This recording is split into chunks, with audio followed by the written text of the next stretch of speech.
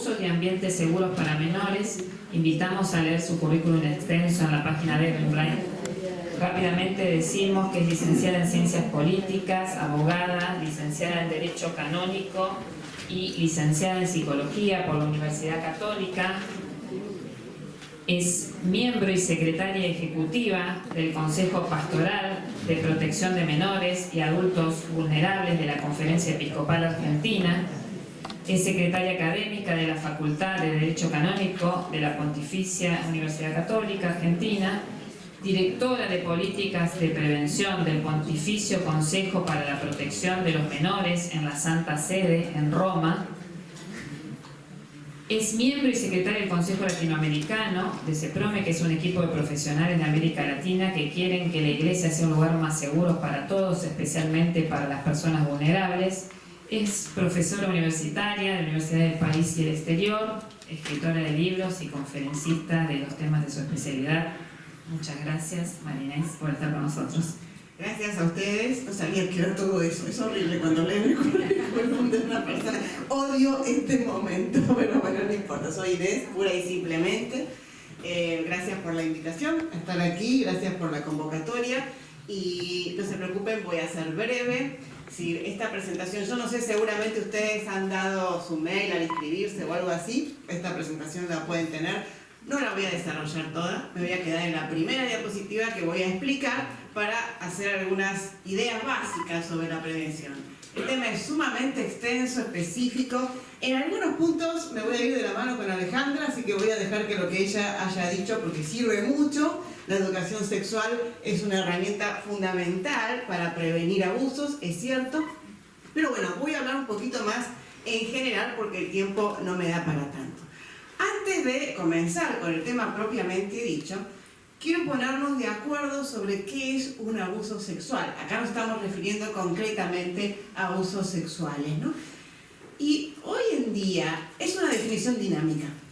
Lo que hoy consideramos abuso sexual, hace 100 años, 50 años, no se hubiera considerado abuso sexual todo, la amplia gama de conductas que hoy consideramos que son abuso sexual. ¿Son abuso sexual? Sí, son abuso sexual. ¿Por qué? Porque tienen un impacto en la sexualidad del niño, ¿no?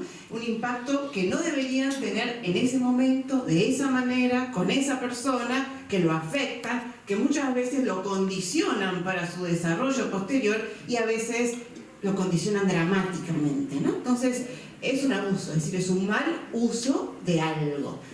Bueno, no voy a meterme a desarrollar en profundidad el concepto de abuso, pero solamente quiero que sepamos que es un concepto amplio. Es decir, cuando yo le estoy mostrando una foto pornográfica a un niño, eso es abuso sexual. Cuando yo me estoy conectando por una red social, por un chat, lo que sea, para hacerle un comentario sexual sobre la sexualidad inapropiado a un niño, una niña, un adolescente, es abuso sexual. Incluso para nuestro Código Penal es un delito que tiene pena de cárcel, que se llama grooming, ¿no? Entonces, ¿cómo hacemos para prevenir todo esto? Ajá, es un problema, ¿no? Porque además hay que ver qué entendemos por prevención. Y este es otro tema importante, ¿no? Entendemos por prevención varios niveles. Lo ideal sería que no ocurra nunca una cosa así. Prevención primaria. Pero no podemos siempre llegar a la prevención primaria. Por lo tanto, vamos a tener que activar una prevención secundaria. Es decir, cuando ocurre o cuando hay grandes probabilidades de que ya haya ocurrido una cosa así, actuar de la manera más rápida y efectiva posible. ¿Para qué? Para evitar que siga ocurriendo y para que las consecuencias que ya se hayan podido empezar a incoar se corten y ese niño pueda seguir, esa niña pueda seguir con su vida de la manera más plena posible. ¿El abuso sexual siempre deja una marca? Sí, el abuso sexual siempre deja una marca. De la prevención secundaria depende que esa marca sea más o menos grave, más o menos condicionante, más o menos determinante. Y no estoy, simplemente ahora voy a desarrollar el tema de una manera amplia, por eso quiero que esto quede claro. Siempre deja una huella, ¿por qué?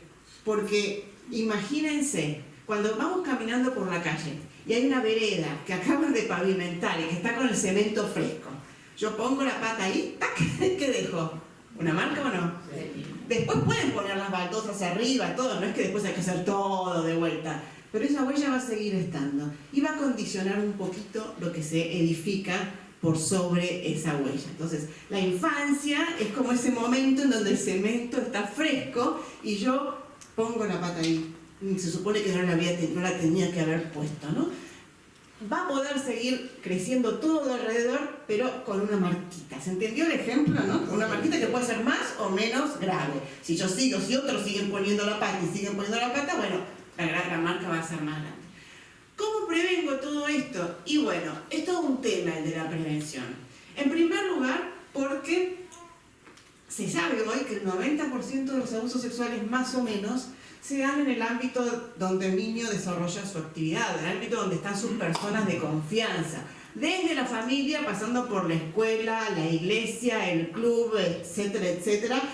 Esa es la mayor proporción de casos que se dan sobre abuso. Solo el 10% ocurre con, no sé, algún acto de violencia de un desconocido. Por eso la forma de prevención, cuando tuvimos esta estadística, este dato, no hace mucho, porque antes se pensaba que era al revés, pero ahora sabemos que no. Entonces, todos nuestros modelos preventivos basados en la seguridad, en el explicarle al chico que no tiene que hablar con extraños, que no tiene que irse con extraños, no sirven para nada. ¿Por qué? Porque no son extraños los que cometen estos actos sobre ellos y porque además no es un tema de poner más policía en la calle, si pasa adentro de los ambientes donde el niño desarrolla su actividad. Dicho esto, vamos a los modelos preventivos y no sé cómo funciona esto, pero funciona. Y solo me voy a quedar en esta diapositiva. Las que siguen van a explicar esta. Pero como no hay mucho tiempo, tengo miedo que si dejo pasar toda la diapositiva, pues estemos acá hasta el mediodía y no es la idea, ¿no? Entonces vamos a ir chequeando mi tiempo. Hay varios modelos preventivos, varios tipos de modelos preventivos que toman el fenómeno antes o después de que ocurra. El primer tipo, la tipificación es mía, o sea que seguramente tiene 20 millones de falencias o defectos, ¿no? Pero es lo que pude concluir después de estudiar el tema. Hay un primer modelo que en general, un primer tipo de modelo que incluye varios adentro, el número A, letra A, un modelo orientado a reducir la exposición de los niños. ¿Qué significa esto? Todos los niños están en riesgo de ser víctimas de un abuso sexual. Todos. No importa la clase social, la económica, cómo es la familia. No es que no tenga nada que ver. Todos estos son factores que combinados sí dicen algo, pero solos no me dicen nada. Entonces, ¿qué significa que es un modelo orientado a reducir la exposición de los niños? A bajar los factores de vulnerabilidad. A que aquellos factores de riesgo que todo niño tiene. El primer factor de riesgo de un niño, ¿cuál es? Ser niño. ¿Por qué? No porque ser niño sea malo, sino porque no tiene la experiencia, no tiene los conocimientos, no conoce todavía demasiado bien el mundo donde se está moviendo. No es que terminemos de conocerlo nunca, ¿no? Pero confía, depende de otros. Eso es un riesgo, es un factor de riesgo. Y a eso se le suman otros factores de riesgo. Entonces, los modelos orientados a reducir la exposición de los niños intentan bajar los factores de riesgo y subir los factores de ¿qué? De protección. Entonces, podemos encontrar varios ejemplos de este tipo de modelos. Por ejemplo, Alejandra habló algo sin mencionarlo, la promoción de las habilidades para la vida. Eso se puede hacer desde la escuela y desde la familia, obviamente. ¿Qué son las habilidades para la vida? Son aquellas actitudes, capacidades que uno desarrolla y que le sirven para todo.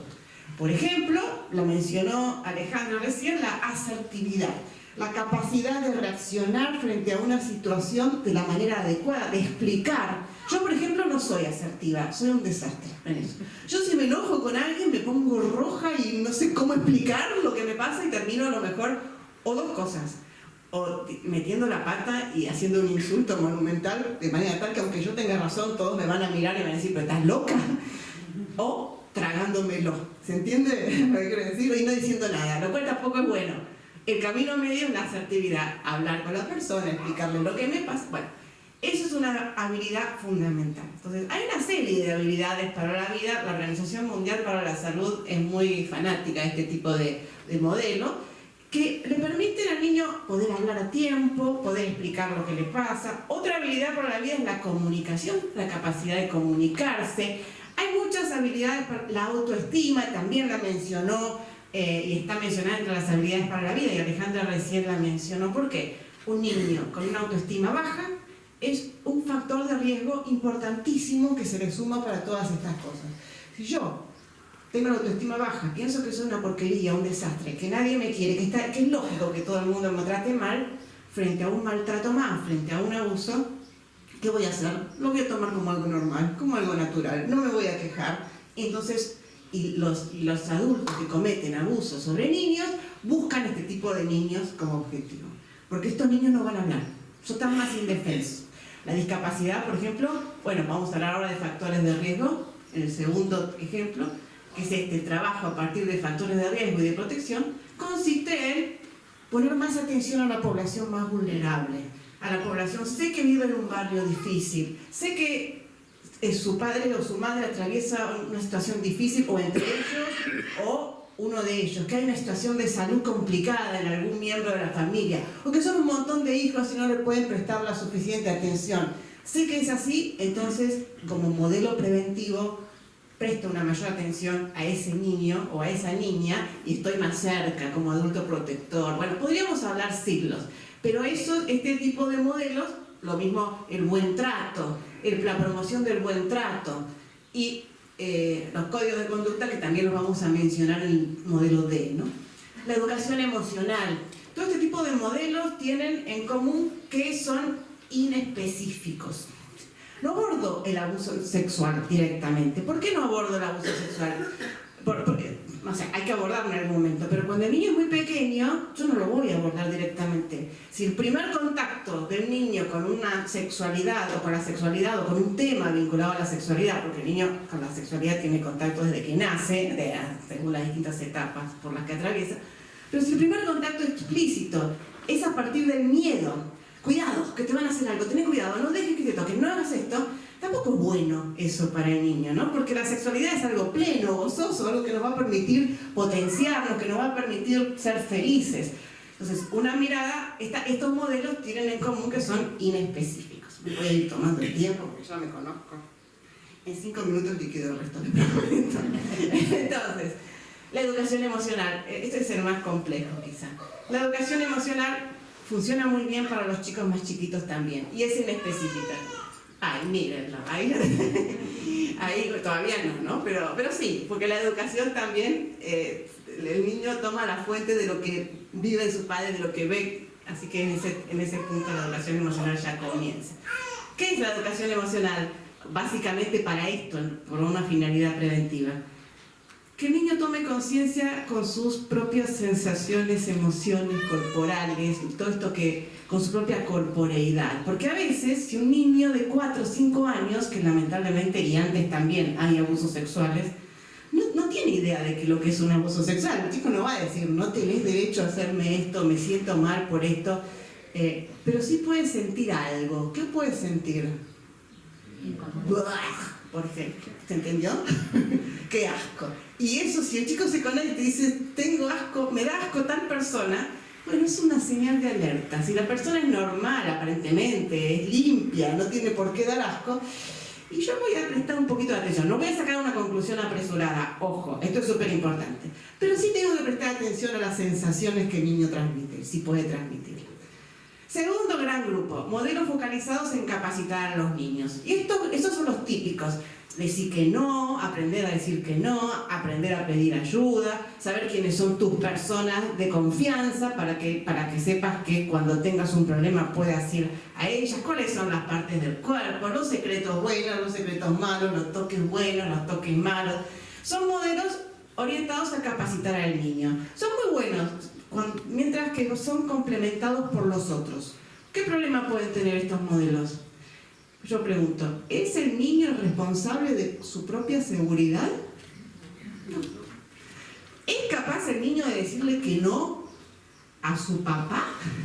Yo le enseño a decir que no, le enseño a salir corriendo, le enseño a pedir ayuda. ¿Y qué pasa si la persona, que es la mayor parte de los casos, si la persona que comete el abuso es justamente la persona a la cual le enseñamos a obedecer, le enseñamos que lo tiene que proteger, no funciona tanto. Entonces, si es complementado por los otros, sí. Si no, este modelo se queda como rengo. Y además coloca la responsabilidad de su propia protección en el niño. Entonces, es un buen modelo, pero complementado. Bueno, desde la educación sexual de la sexualidad, aquí Alejandra hizo también algunos comentarios. La ESI, la famosa ESI, con todas sus polémicas alrededor, hay que reconocer, por lo menos yo le reconozco, que tiene entre sus objetivos, entre sus intenciones también, la prevención de situaciones de abuso. Y es un campo válido, siempre y cuando se parta de una concepción positiva de la sexualidad, como les decía hace un rato. No de la sexualidad como algo de lo que hay que cuidarse, porque te pueden hacer algún daño, porque son muy chiquitos, porque los grandes siempre quieren esto.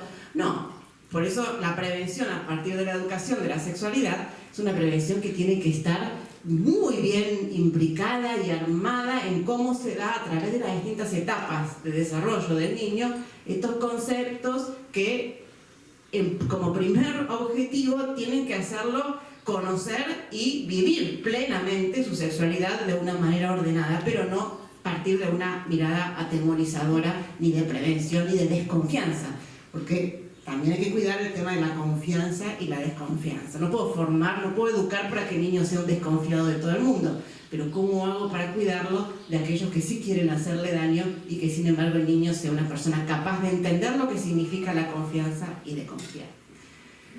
Y por último, el cuidado del ambiente, acá dice escolar, pero institucional y también familiar, es decir, el cuidado del ambiente. El cuidado del ambiente, hay muchos ahí puntos que podríamos destacar. La selección, por ejemplo, en las escuelas, la selección apropiada de los que van a estar en contacto con los niños, la capacitación de todos los miembros de la comunidad educativa, y yo diría muchas otras pautas, cómo se vive el buen trato también podría entrar ahí, lo puse arriba, pero podría entrar ahí. Cómo se vive el trato en el ambiente, en la institución donde estoy, en la familia, en la casa, habilidades de higiene, habilidades de pudor, de intimidad. A veces uno dice, ¿cómo hablo de sexualidad con los chicos? Es decir, en la casa, a veces uno se relaja y a veces frente a los chicos dice cosas inconvenientes, ¿no? Entonces, a veces uno escucha que el lenguaje con que se le habla al niño en la casa de sexualidad es un lenguaje soez, grosero, que no respeta lo bueno de la sexualidad. Y uno dice, y eso es un factor de riesgo también. Porque el niño que está acostumbrado a que la sexualidad, a que cualquier cosa valga, a que la sexualidad se aborde de una manera irrespetuosa, y lamentablemente hice caer una barrera, sin quererlo, en la casa, hice caer una barrera para que el niño se proteja y se defienda o huya al menos frente a estas situaciones cuando se dan fuera de la casa. ¿Me entienden esto que quiero decir? Lo mismo con respecto a cómo a veces en las casas uno va en ropa interior, es decir, no es mi caso, pero conozco. Bueno, cuidado con este tipo de conductas, porque si el niño después esto lo ve en otra casa, no le va a llamar la atención, y otra barrera que cae frente a posibles situaciones de abuso. Eso es cuidar el ambiente, eso es cuidar el ambiente. Yo podría seguir horas hablando del tema, pero sé que nos dijeron que 10:30 en punto tenemos que terminar. ¿Ya son las 10:30? 5 minutos. Ah, perfecto. Bueno, entonces, estos modelos, algunos son específicos y otros son inespecíficos. Por supuesto, la inespecificidad arranca o tiene mucha más arraigo y posibilidad de ser efectiva cuando se incoa desde las primeras etapas del niño, en los primeros momentos de vida del niño, es lo que el niño vive en la familia. Tiene la ventaja de que no asusta y de que sirve para todas las situaciones adversas que se puedan dar en la vida. Los modelos más específicos, de estos de empoderar al niño, de darle herramientas, van avanzando y van volviéndose cada vez más explícitos a partir de que el niño es un poco más grande. Pero repito esto, los responsables en última instancia de proteger a los niños son los adultos, y esa responsabilidad nunca la podemos hacer recaer en los niños. Y un tema más, y ya los dejo muy cortito, que tiene que ver con con el título. Así que retrocedo. La diapositiva la van a tener todo lo que dije y mucho mejor escrito en la presentación completa. A mí me pidieron que hablara de prevención de abusos y ambientes seguros para menores, ¿no? Yo le cambié la palabra, porque estamos partiendo hoy en día de una mirada distinta, hace unos años ya, unos decenios, sobre los niños, las niñas, los adolescentes. O sea, a mí eso de niños, niñas, adolescentes no me afecta, o sea, para mí niños engloba a todos. Pero sí es verdad que, y se ve específicamente en el tratamiento de los abusos sexuales, hay una mayor conciencia hoy en día de lo que pasa en la infancia. Hace unos años, quizás unos decenios, bastantes años, no tantos, la infancia era una etapa de preparación para la adultez, es decir, lo que valía la pena. ¿Qué valía la pena? Ser adulto. Mientras tanto, pobrecito, haz lo que puedas. En los 18 años, cumplías los 18 años y ya, ok, orgulloso de poner los pantalones largos, sos un adulto. Y ya se sabe que no es así, sino que la niñez, la infancia y la adolescencia son etapas propias en sí, con sus riquezas, que son fundamento de todos los demás y que no pueden ser descuidadas. Por eso se ha cambiado un poco el término menor por niño, adolescente, infancia, niñez, todo esto que ya conocemos, ¿no? Para no hacer hincapié en que la infancia es una etapa de preparación menor, de una especie de estado de latencia hacia la adultez, sino una etapa en sí misma, que condiciona fuertemente la adultez. Entonces, cuanto más importancia y atención le demos a esta instancia en los niños y en los adolescentes, vamos a tener adultos más plenos, más confiados y más capaces de expresarse y de lograr una plenitud total. Así que bueno, yo acá los dejo, que sé que tenemos un momento de preguntas, espero no haberlos atosigado. Hice la opción de no pasar todo el PowerPoint para poder conversar más reposadamente los temas. Muchas gracias y cumplí.